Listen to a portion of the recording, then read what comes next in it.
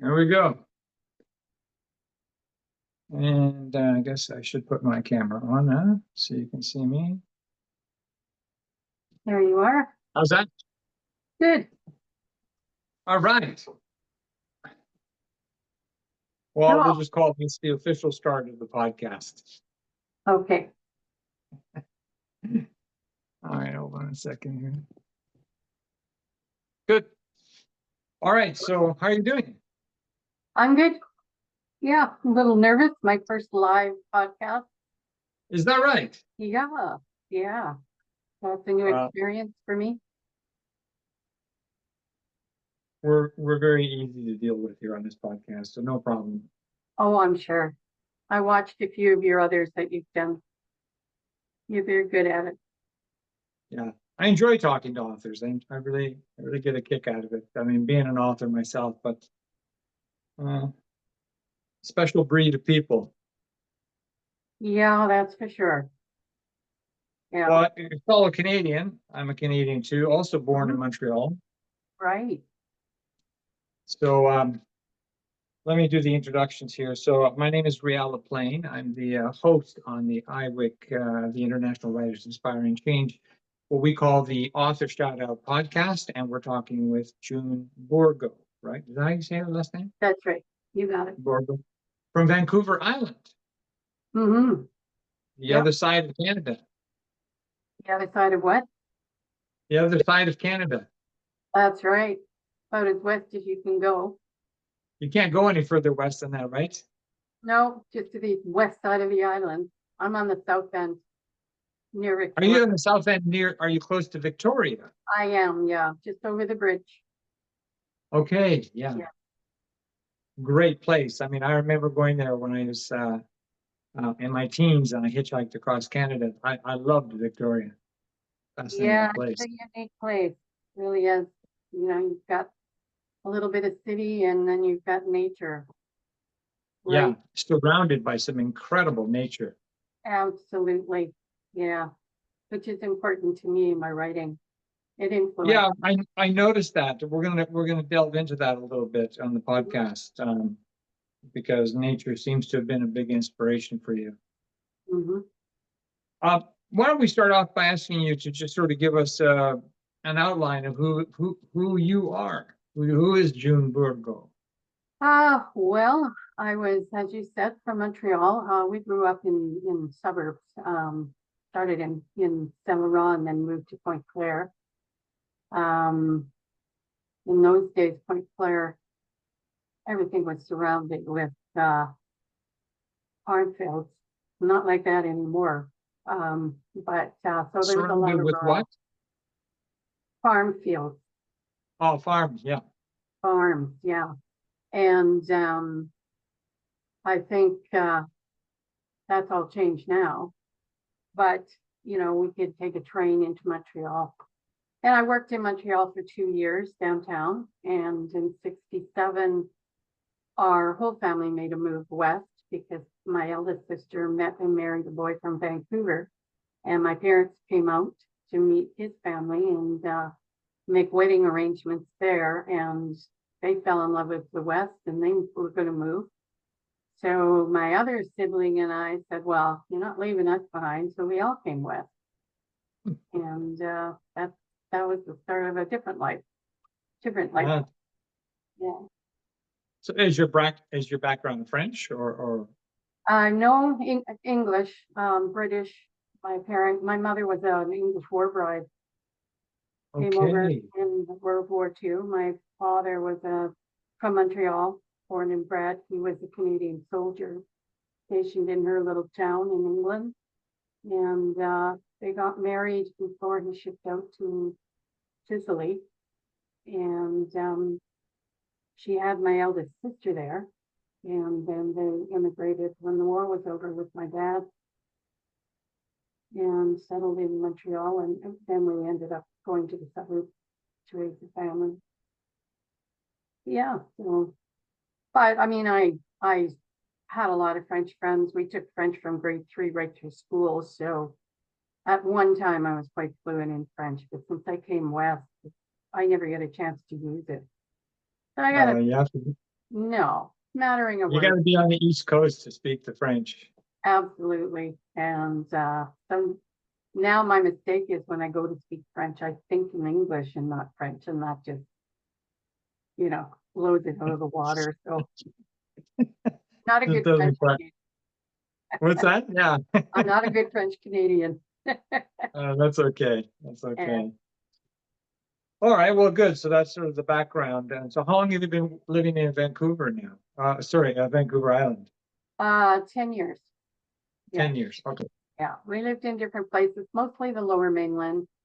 And when I married, I we lived in the interior. We lived on the Sunshine Coast. And then we settled here. And mainly because we found ourselves in the interior and all the family that we had around us. Everybody, for some reason or another, ended up on Vancouver Island. And we said, what are we doing here? So we moved to the island, and this is our final place. Yeah. Not leaving. No, well, it's kind of paradise there, Yeah, we're very lucky. We're grateful. Very Yeah, it's a grateful. very beautiful place. All right, we'll delve into the subject of your writing. When did you publish your first book? Winter's Captive was the first one, right? That was in 2011. Okay. Yeah. Yeah. All right. And you mentioned in your bio, I was reading your bio on Amazon and stuff that, and also we have it on the iWick site, that your writing was inspired by the beauty of nature and also the Salish Sea around you. Yeah, absolutely. What, Sorry, go I ahead. mean, in what way? I mean, obviously nature is inspiring, but what specifically kicked you into action to start writing? Well, I always wrote. I never grew up thinking I want to be a writer per se, but in school, my stories and things that I had to do in class, I always excelled.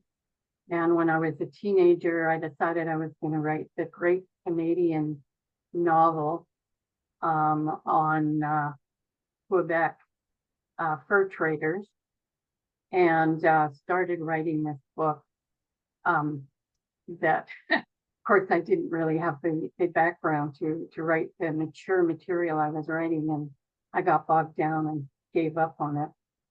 But that was my first thing. But I always had this thinking that I want to write novels. And Was that sort of from the the Hudson's Bay Fur Company perspective? that's right. That's right. Yeah. Maybe one day I'll pick it up again, because I still have Would be an interesting novel. I mean, it's quite a story how they penetrated the entire Canadian. I mean, just the wilderness, just to go hunting furs. That's right. Yeah. Canoeing up the rivers, and yeah, incredible. But we'll see. And then life got in the way, and I ended up in a first marriage during my 20s, which was an abusive marriage. And so I ended up on my own as a single mother in my early 30s. And this began this whole spiritual growth, which brought me back to nature and the water, the trees. I find it grounding. It grounds me. And I decided I wanted to start writing again, and I didn't. I wanted to sort of give back the lessons and everything that on my search, my journey to get back to myself in my 30s. I wanted to pay it forward to other women that might have gone through similar things. But there were so many nonfiction books out there and stories. I just thought, I don't know, as I want to expose myself at this point and write something from that perspective. So I decided to do it in Winter's Captive, and have this woman who had come out of a mentally abusive relationship and then found herself lost up north for the winter and pregnant, and what she had to do to survive. And So it was a really healing book for me because I got to put all my emotions, everything that happened to Georgia, certainly didn't happen to me in my situation, but all the emotions and the lessons and the growth and everything that I put down on paper for her was from me. So in a way, she was me. And Mm. until I got into the book about 3/4 of the way, and suddenly it was her, it wasn't me anymore.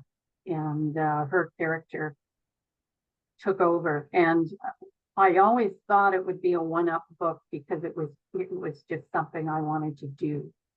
And she had a native spirit which played in the story that helped her. And I thought, okay, that's it. A one-up book feels good, great healing for me. And now where do I go? But by the time I got to the end of the book, Georgia was her own character. She had her own story. And I suddenly saw a series that had nothing to do with me. And then I moved into book 2 and book 3. And it was an 8-year period of her life. So the first book really embraces, like you said, sort of the emotions and some parallelism to your own life and what Yeah, you went through in the abusive that's right. relationship. That's The right. second and third book, just Georgia going off into. The second and the third book are totally Georgia. Yeah. Yeah. Yeah. So Did you write the book? I mean, this is a subject I talk about with other authors, particularly women who have written books about abusive relationships or the trauma or this kind of thing. Does this have a message to women? Did you intend it that way? Or I did. I was hoping, first of all, for it to be entertaining. I didn't want it to be dark black. I right. wanted them to enjoy the story and get into the mystery and the suspense of the survival story. But I Mhm. also wanted them to maybe parallel something in their own lives um, that they could recognize and say, "Hey, that's me," and maybe help them in whatever capacity of their search for their on their journey. So definitely, and I think I still write that way. My books are still my protagonists are still female. They still have angst and issues to deal with, um, and so I'm still writing for women, and yet I find that men still enjoy it. Male readers enjoy the stories, um, and always a mystery. When I was a kid, I was just obsessed with Nancy Drew and Trixie Belden books, and they were all about mystery and solving, Mhm. the mystery, and Mhm. that stuck with me, and so that's what I write. I did think at Because one you do a point, combination of, you've got a combination of sort of the mystery thriller and mhm, yeah, supernatural. But is the yeah. supernatural end of it, is it more like the spiritual, like a nature spiritual thing, or is it, or how do you define the supernatural aspect? I wanted the supernatural to be helpful to the protagonists in the story and what they're dealing with. A lot of times, I didn't like the label at first when I wrote my book. They were called paranormal because paranormal, especially in recent years, falls under the definition of shift changers and werewolves and that sort of Yeah. thing. And which is all wonderful. And there's people that love that genre. But I wanted mine to be something that is magical, that could be considered real life by people, that this really is what happened, and that spirits are there to help us, not to scare us or Can you hurt give us. a can you give me an example? I mean, I haven't read. I believe I read Winter's Captive years ago. Mm. But can you give me an example of what you mean by the supernatural or spiritual world interacting with your character? What? Well, I was going to get away from having the spirit world or supernatural world in my book after the Georgia series, but I found I couldn't get away from it. It's part of who I am, and that's my genre. That's what I write. So I try to present it in different formats, like in the Crossing trilogy. Um, the second series that I wrote, it came through in different ways. In book one, Sydney saw her father, who had passed, and he helped her, and she saw her mother's spirit, who was soul traveling, but she was actually alive, but they didn't know that. She disappeared when she was a baby. So they come in different forms to help Sydney. And then in Storm Dreamer, book 3 of that Crossing trilogy, it was about reincarnation. And my protagonist Maddie having nightmares and dreams about a woman who is in trouble, and she doesn't understand why she's connecting to this. And it's all to do with reincarnation and her story of solving the mystery and what it was all about. So I try to present, since I am going to keep writing supernatural, I try to bring it in a different form. In the Georgia series, when she was lost up north, she was in a cabin. She didn't know she was on Indigenous lands in what they call in BC as the last frontier. So it's very remote. In the winter time, which was when she was there, you're not basically going to see people, if anybody, during the winter up in the mountains. And Right. she had a native spirit that came and helped her, and that she appears through all 3 books with Georgia. Do you I get that the from a genre perspective, that's the label that the industry puts on it. But from your perspective, is it really supernatural, or is it really just another dimension of real life? I mean, I believe it's another dimension. And I guess that's why I realized I couldn't get away from it. In our family, my mother had certain psychic abilities, and she never used them or tried to develop them. We were just there. And being a sort of shy, introverted woman, she only shared it with her immediate family. And in my case, I definitely have experienced dreams and visions and this precognition throughout my life.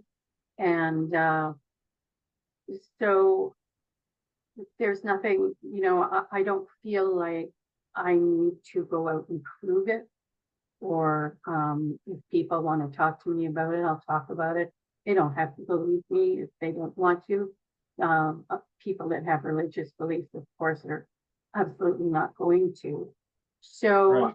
I'm not going to force what I believe on people, but to me, it's a part of my life, and I do believe that when we leave this earth, there is another dimension, and I believe we can reincarnate, or we may go on if we've had a number of lives and learned a lot of things. We can move on to a higher realm of spirituality.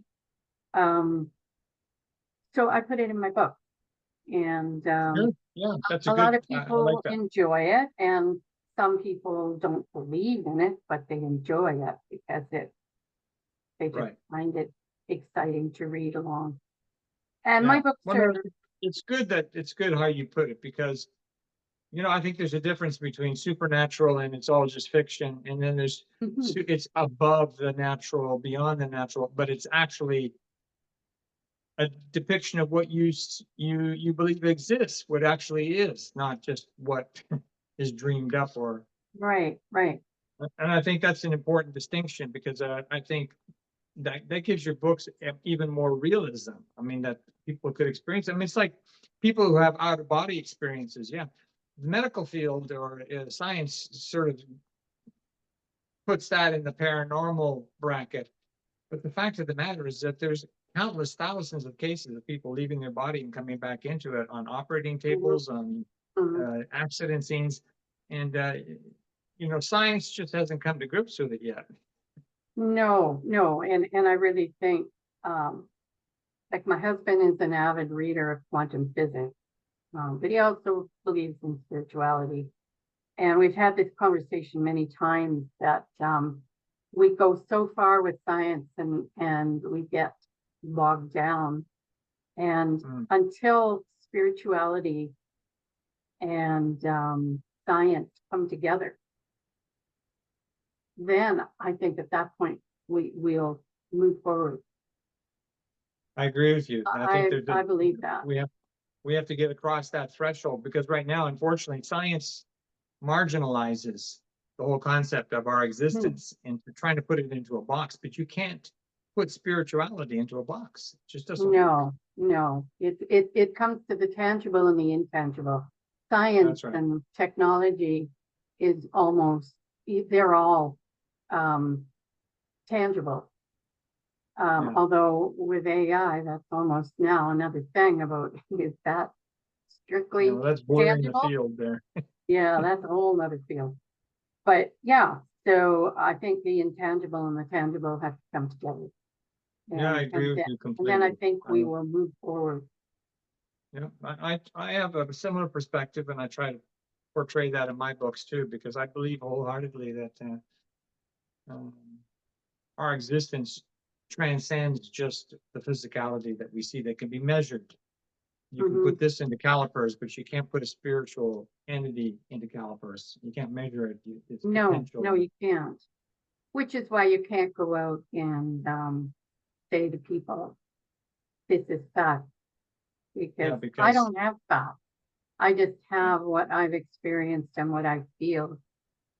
And I go with that for me.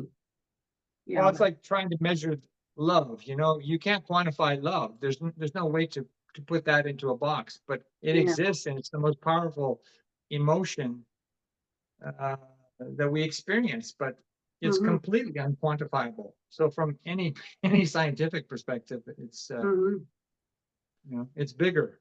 It is absolutely bigger. Just back on this subject of the response that your readers have to your book, like going back to Winter's Captive and what Georgia goes through and the abuse, and she's a survivor, obviously, in the end. And the message, I think, like you said, it empowers women. But what kind of response have you had to that? Have people actually, women, particularly women, have they come back to you and said, "Wow, this really changed my perspective," or this helped me in some way, or it was cathartic just to read your book?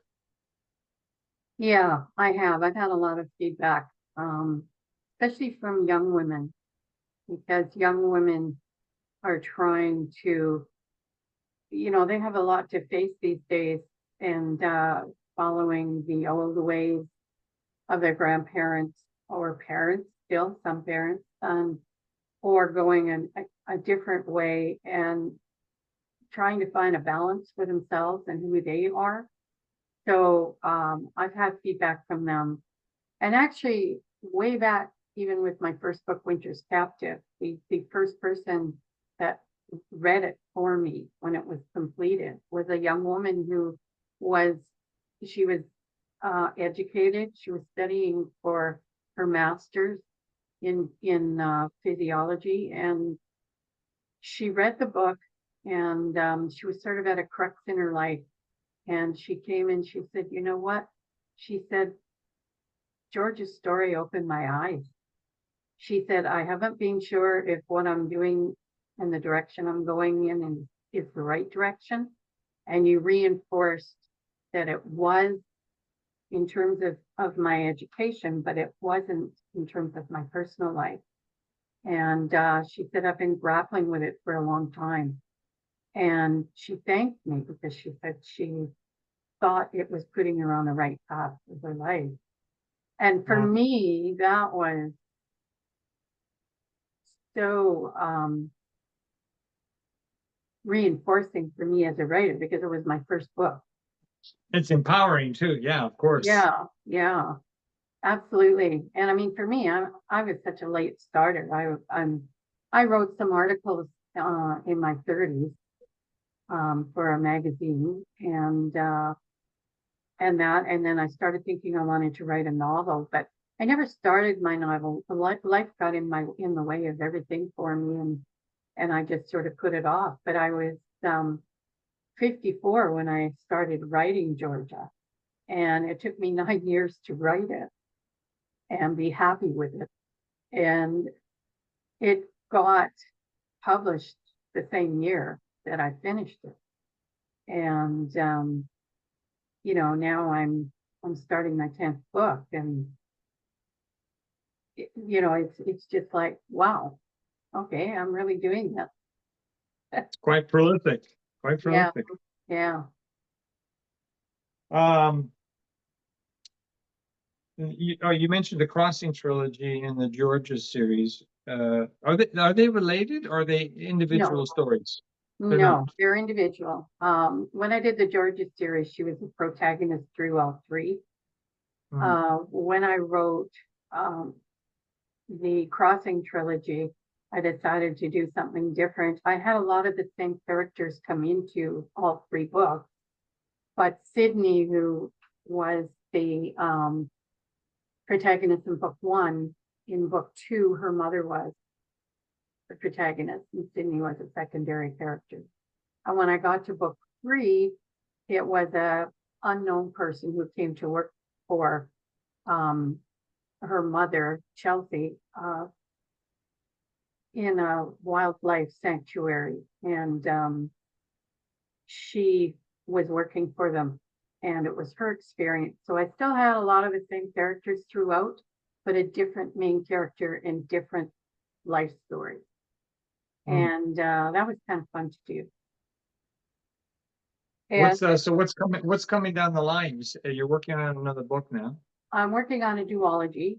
I finished actually book one, Beyond Impact, and I just sent the manuscript to my publisher last week. And so he has it in his hands right now to work their magic. And I'm starting book two. And in this duology, I have two female protagonists who are Mm. strangers. And in book one, they meet in the second chapter in a car crash, thus Beyond Impact, the name of the book. And it's what happens to these two women and how they're brought together. And one is surviving, trying to survive and live in the second one. She has out of body experiences and so on. The first one, or the other one, is a kidnap victim who's been kidnapped, and that's why the accident happened. And so these two women are connected telepathically and through dreams and visions by the one that's lying in the hospital. Is it And because of the crash that they're yeah, connected, or just yeah? yes, they're connected through the crash. Otherwise, they were strangers. And Hmm. so the story is a very fast-paced 7-day story. And these two women are both trying to survive and figure out why they're connecting telepathically Interesting. and so on. They don't understand it themselves. No, they don't. And it all comes together at the end. But I never intended for it to be a 7-day. I never thought of it as 7 days. I started it, and next thing I knew, I was doing daily, like Saturday morning at 4 a.m. and then Saturday at 10 o'clock and Saturday evening at 6 o'clock and then Sunday and Monday. And I thought, oh my goodness, all this was happening in a very short period of time. And so I just ran with it. Like it wasn't my intention. The characters took me in that direction. They took over and I just followed along and thought, okay, that's where I'm going. So You bring up an interesting point there, which I've talked about with many other authors too. It's that do you plan the plot line, or do you just sort of like follow sort of an invisible thread? You're just sort of writing it as you go, or how does it go? I always like to have a beginning, a middle, and an end. I kind of know what is going to happen in terms of a beginning, a middle, and an end. But everything in between of what's going to happen, I have no idea.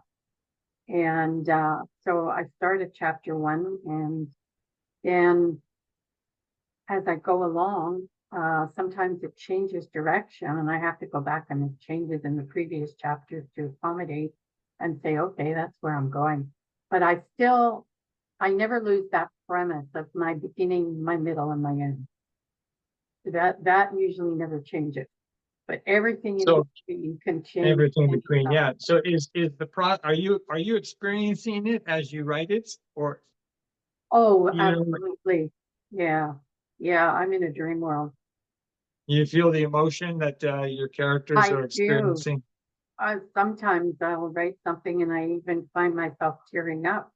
And I think, oh, well, if that got me to cry, then maybe it'll get my readers crying, which is always the hope Then when you're writing that kind of story, right? Yeah. well, then you know you're on the right track, because if you're Yeah. identifying with the character, yeah, then the Oh, readers will. or maybe they won't cry. Maybe I'm just a sensitive crybaby. Like who knows? Well, there's a 50-50 chance that you're going to touch a bunch of hearts there.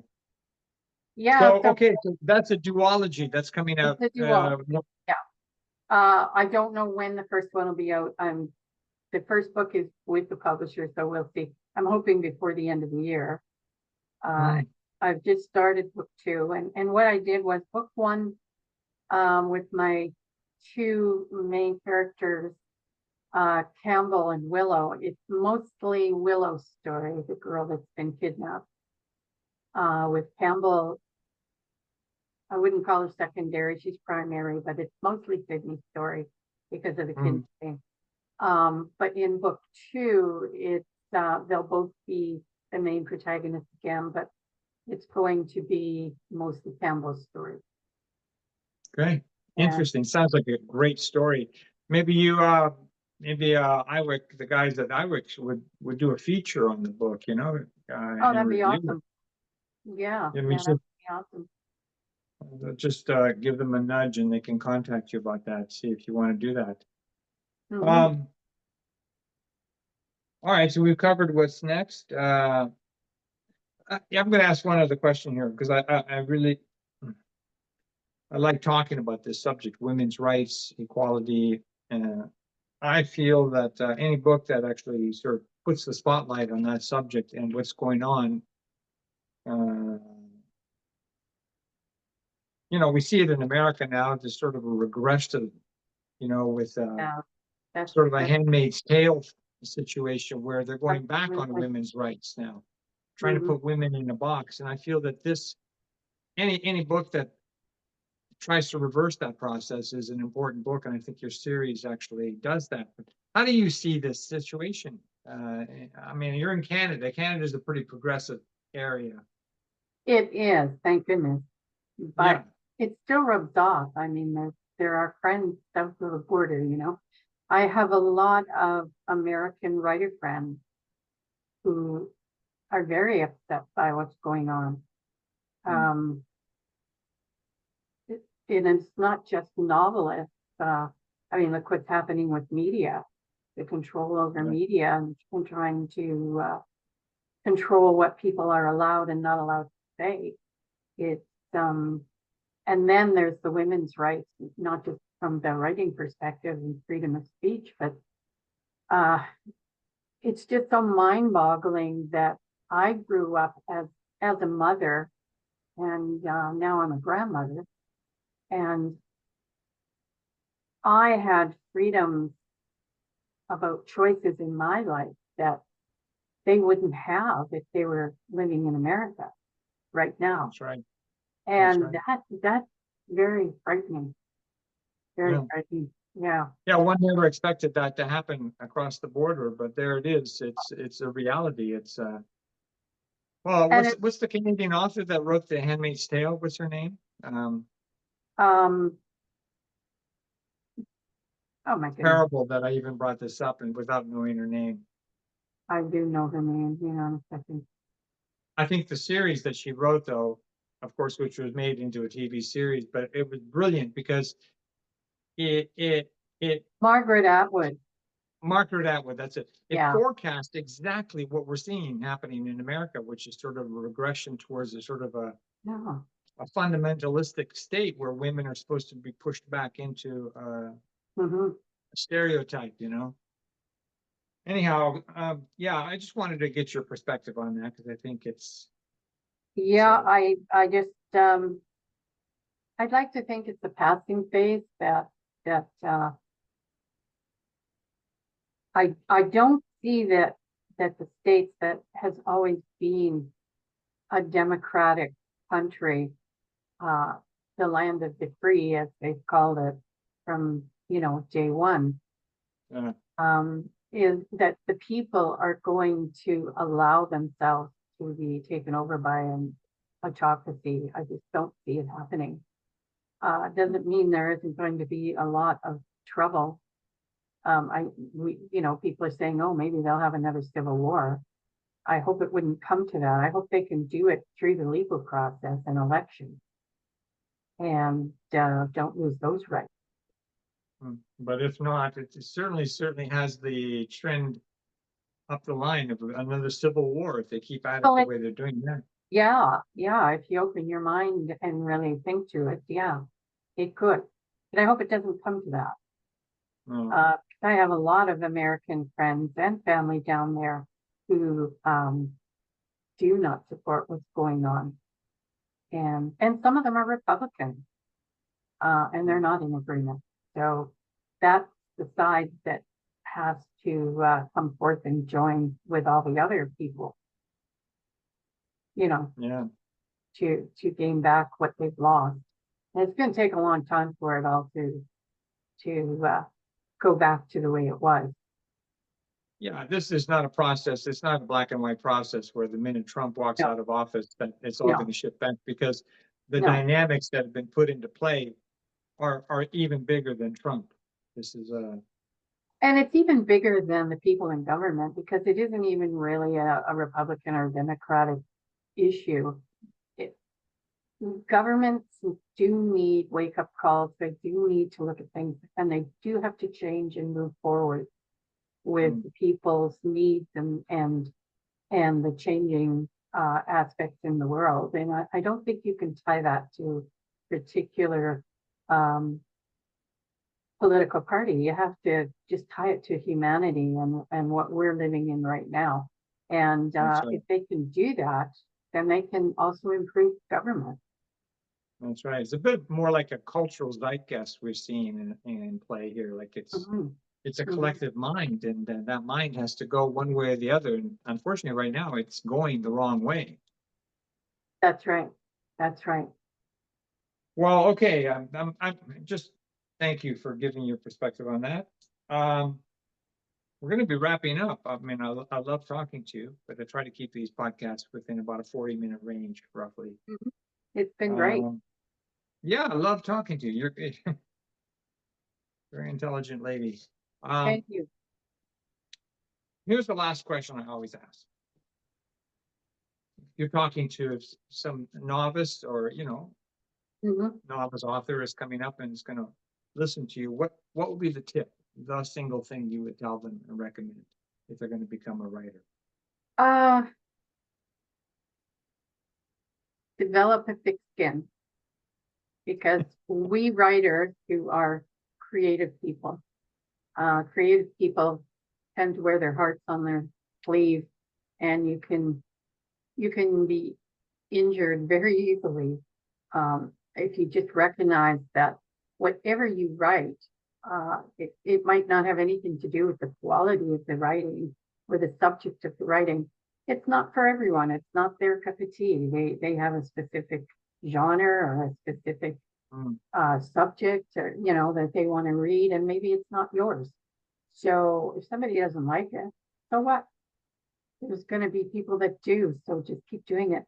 Um, and being a writer, as you, I'm sure, can attest to, it's a really lonely experience. It's just you and your keyboard or your book. If you're still old fashioned, that you like to hand write first, it's a lonely existence. yeah, So surround yourself with like-minded people, writers, join writers groups.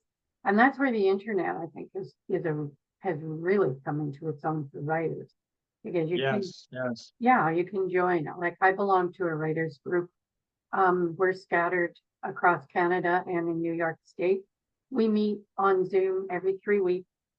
We talk about our project. We send each other a chapter. We dissect. We talk.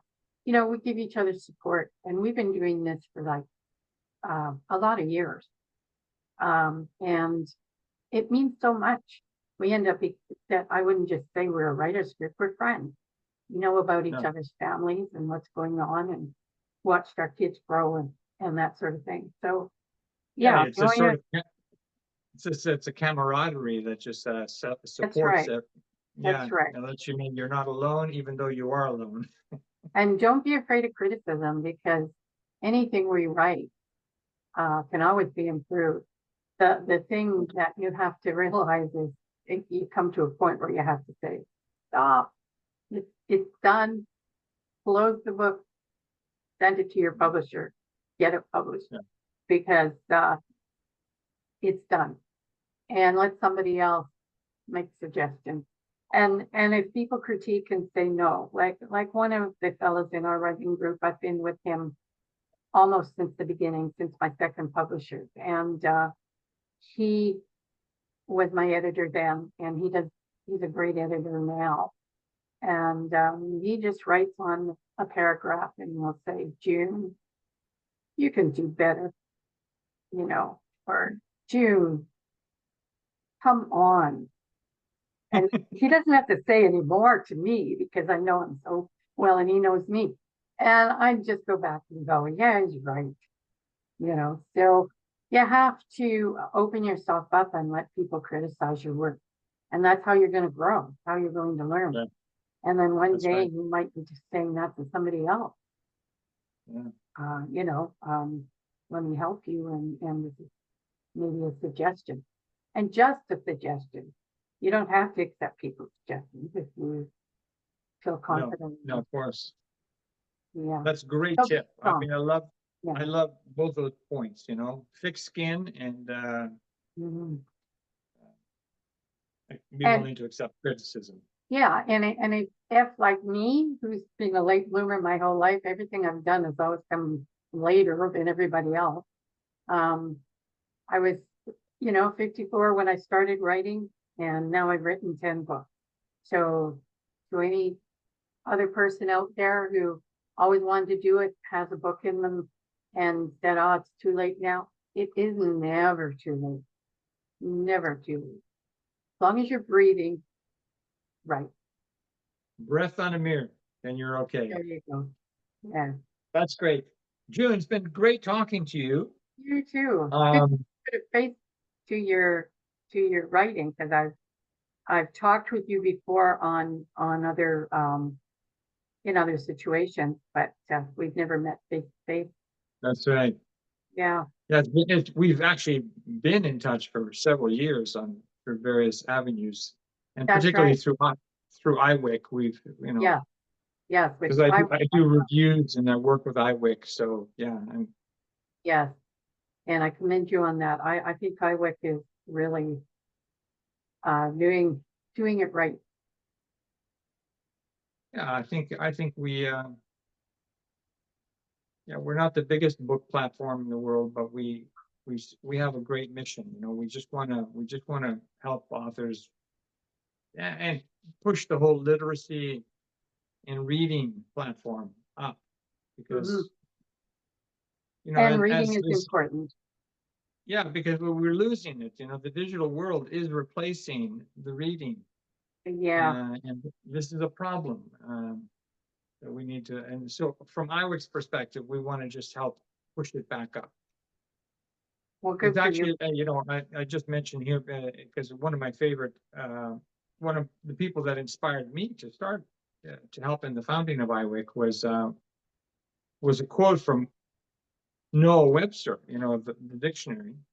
In his first dictionary that he wrote, I think it was in 1828, the first lexicon of the American English language.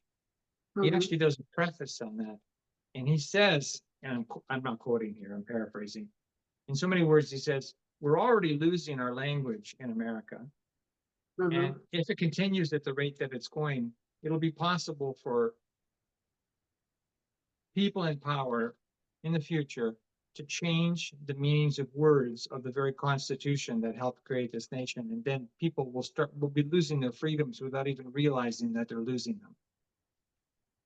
Mm-hmm. And I think he was spot on 150, 200, nearly 200 years ago with that. Yeah, which for people at our age, like for me, that it's a scary thought when I think of my grandchildren, what they're coming up into. Yeah.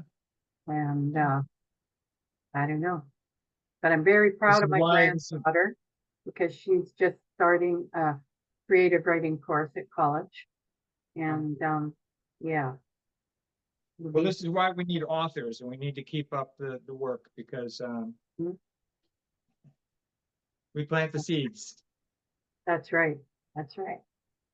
All right, June, what we'll do is we'll post this video podcast to our podcast page, which you can see on iWork. Also, the iWork team guys, they'll send you a link on that, so you can pass Okay. it around. Oh, okay. They'll also send you a copy of the podcast if you want to post it on your website or pass it around. Okay. That's awesome. And That's yeah, awesome. get back to them. They'll send you a message if you want to have the new series reviewed and featured. Mhm. Yeah, I'm sure they'd be happy to do that. Yeah, I'll absolutely look at that. Thank you. It's been Thank great. you, Madame. Great talking to you. You too. Bye now. All right.